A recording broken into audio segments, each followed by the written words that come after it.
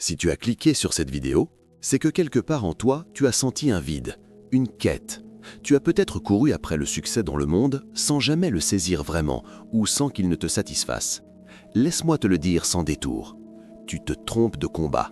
Tu cherches la richesse là où il n'y a que poussière. La clé de ta vraie réussite n'est pas là où tu regardes. Elle est cachée là où tu as le moins investi, dans ta vie spirituelle. Ce n'est pas une suggestion, c'est une vérité brutale que tu dois affronter. Prépare-toi à une confrontation avec tes propres illusions. Le premier point va déchirer le voile sur la plus grande erreur que tu commets. Point 1. L'illusion de l'autosuffisance, pourquoi ta force humaine te laisse tomber. Tu te bats, tu travailles, tu planifies, tu te lèves tôt. Tu es fier de ta force, de ton intelligence, de ton acharnement.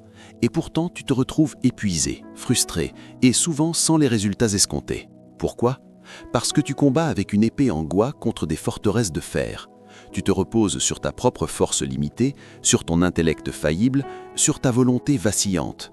L'autosuffisance est une prison dorée, une illusion démoniaque qui te coupe de la seule source de puissance illimitée. Tu t'épuises à escalader des montagnes à main nue quand le créateur des montagnes te propose une échelle.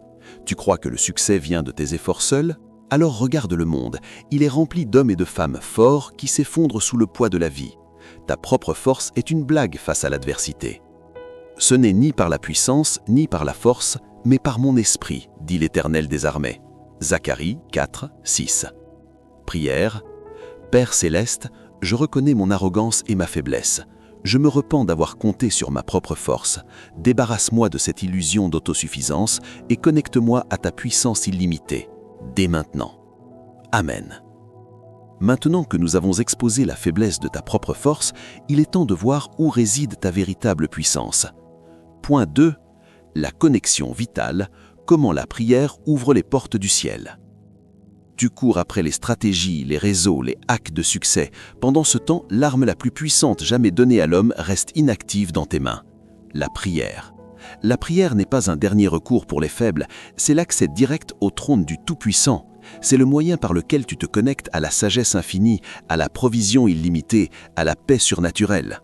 Tu passes des heures sur les réseaux sociaux, des heures à te plaindre, des heures à te divertir, mais combien de minutes sincères passes-tu à converser avec le maître de l'univers ? La prière n'est pas une formalité religieuse, c'est le souffle de ta vie spirituelle. Sans elle, tu es un vaisseau déconnecté, flottant sans direction. C'est là que les décisions se prennent, que les montagnes bougent, que ta destinée s'aligne. Demandez et on vous donnera, cherchez et vous trouverez, frappez et on vous ouvrira. Matthieu 7, 7. Seigneur Jésus, je reconnais mon manque de persévérance dans la prière. Ouvre mes yeux à la puissance de la communion avec toi. Aide-moi à faire de la prière ma priorité absolue, mon premier réflexe et ma plus grande source de force. Amen. Maintenant que nous avons exposé la faiblesse de ta propre force, il est temps de voir où réside ta véritable puissance. Point 3. La sagesse divine, comment la Bible est ta carte au trésor. Tu dépenses des fortunes en formation, en coach, en livres de développement personnel. Tu cherches des secrets et des raccourcis pour le succès. Pendant ce temps, la plus grande bibliothèque de sagesse jamais compilée, remplie de stratégies divines pour chaque aspect de ta vie, prend la poussière sur ta table de nuit. La Bible n'est pas un vieux livre poussiéreux, c'est la parole vivante de Dieu, une lampe à tes pieds et une lumière sur ton sentier. Elle te donne des instructions claires pour la prospérité, les relations, la prise de décision, la gestion de l'argent, la paix intérieure. Elle te révèle des principes éternels qui surpassent toutes les sagesses humaines éphémères. Ignorer la Bible, c'est naviguer dans l'obscurité avec une carte au trésor que tu refuses de lire. C'est un acte de folie. Ta parole est une lampe à mes pieds et une lumière sur mon sentier. Psaume 119, 105. Esprit Saint, ouvre mon intelligence et mon cœur à la vérité de ta parole. Éloigne-moi la distraction et la paresse. Donne-moi la faim et la soif de lire, de méditer et d'appliquer tes commandements, afin que je marche dans ta lumière et ton succès. Amen. Avec cette carte au trésor en main, tu as besoin du carburant pour avancer. Point 4.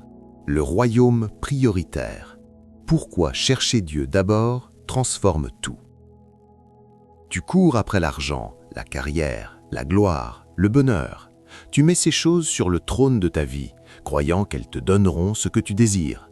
Et la plupart du temps, tu finis vide, déçu, ou même avec un succès qui te détruit. La vérité est que quand tu cherches d'abord le royaume de Dieu et sa justice, toutes ces choses que tu cherches avec tant d'efforts te sont ajoutées. C'est un principe divin, une loi spirituelle infaillible. Mettre Dieu en premier, ce n'est pas un sacrifice, c'est le meilleur investissement que tu puisses faire. C'est le secret pour que tes priorités s'alignent, que tes efforts soient bénis et que ton travail porte un fruit qui dure. C'est brutalement simple. Dieu d'abord, tout le reste suit. Point final. Cherchez premièrement le royaume et la justice de Dieu, et toutes ces choses vous seront données par surcroît. Matthieu 6, 33. Dieu Tout-Puissant, je te demande pardon pour avoir mis tant de choses avant toi dans ma vie. Je te demande de m'aider à te donner la première place, en toutes circonstances. Révèle-moi ce que signifie chercher ton royaume et ta justice dans ma vie quotidienne, et guide-moi sur ce chemin. Amen. Tu as compris la puissance de la parole et la priorité du royaume. Ces principes ne sont pas des suggestions, ils sont des ordres divins pour ta réussite. Plonge-toi dans la parole, fais-en ta nourriture. Fais de Dieu ta priorité numéro 1. C'est là que réside ta transformation. Ne recule pas. Maintenant, voyons comment cette nouvelle fondation te protège. Point 5. La stabilité inébranlable. Comment ta foi te protège des tempêtes. Le monde est en perpétuel mouvement, chaotique, imprévisible. Les crises économiques, les maladies, les trahisons, les échecs, tout peut te frapper et te faire vaciller. Si ta confiance est placée dans les choses de ce monde, tu seras emporté comme une feuille morte. Mais si ta vie est bâtie sur le roc de ta foi en Jésus-Christ, aucune tempête ne pourra te détruire. Ta maison restera debout. Ta paix ne sera pas volée. Ta joie persistera même au milieu de l'adversité. C'est la promesse d'une stabilité surnaturelle. La foi n'est pas un optimisme naïf, c'est une confiance radicale dans un Dieu qui ne ment jamais et qui tient toujours ses promesses. C'est une armure invisible qui te rend invulnérable aux coups du destin. Construis ta vie sur le Christ et tu ne seras jamais ébranlé.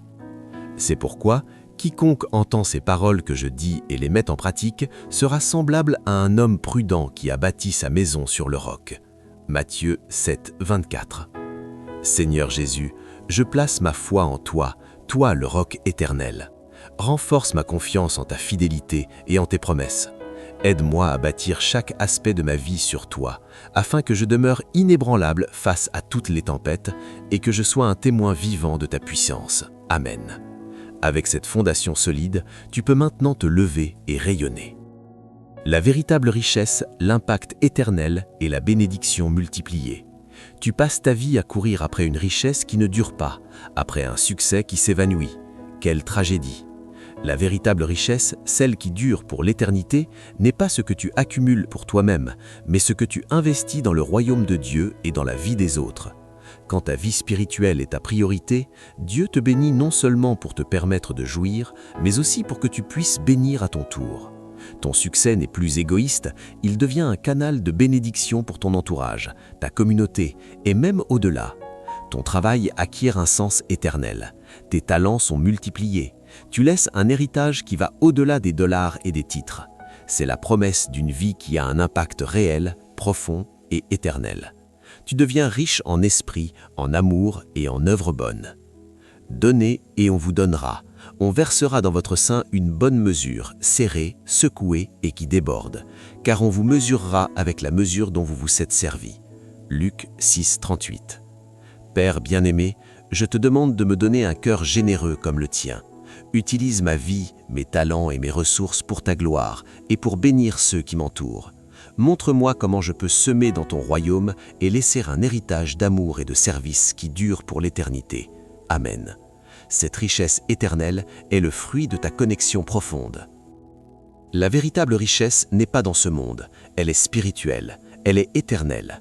Sème avec générosité, donne de ton temps, de tes talents, de tes ressources pour le royaume de Dieu. C'est là que tu trouveras le vrai sens de ta réussite. Ne sois pas avare de ce que Dieu t'a donné. Ce dernier point est le fondement de toute ta prospérité. Point 7. La présence constante. Comment le Saint-Esprit est ton coach personnel. Tu cherches des mentors, des guides, des coachs pour te pousser vers la réussite. C'est bien. Mais as-tu oublié le plus grand coach de tous, le Paraclet, l'Esprit de vérité, le Saint-Esprit? Il est en toi, disponible 24 heures sur 24. Il te révèle la sagesse, te donne la force, te console dans la détresse, te guide dans toutes tes décisions. C'est ta source d'inspiration, ta conviction intérieure, ton moteur surnaturel. Sans le Saint-Esprit, ta vie chrétienne est un combat constant, un fardeau. Avec lui, c'est une marche de victoire, une source de joie inépuisable, un chemin balisé vers la réussite divine.